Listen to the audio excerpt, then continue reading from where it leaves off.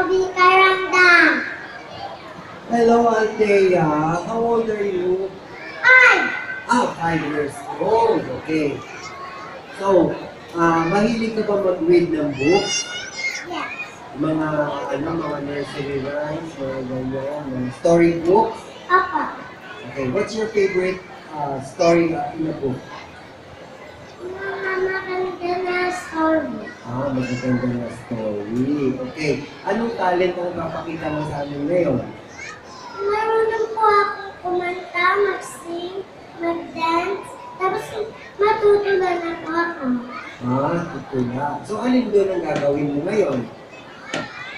Mag-sing, mag-dance, tutula o ano? Tutula po. Tutula ka. Sige, ano ka? Ang aking pangarap. Go! Ang aking pangarap sa aking paglaki, maging isang doktor na hugis ng buti. Magsuot ng damit, puting uniforme, saka manggamot ng mga pasyente. Subalit kung minsan nais maging guro ng sa mga bata makapagturo, kabutihan asal, malinis na biro, pangangatira, ay puro. Ibig ko rin pala maging abogado, maroto kong sa kamang diskurso.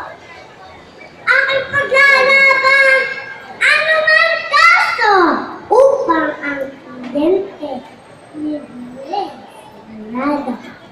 Ito nga inisip, medyo nagugulo. Aling sa pangarap, ang pipiliin ko, maging doktor kaya, o maging abogado, o maging isang guro. Ang lahat na ito.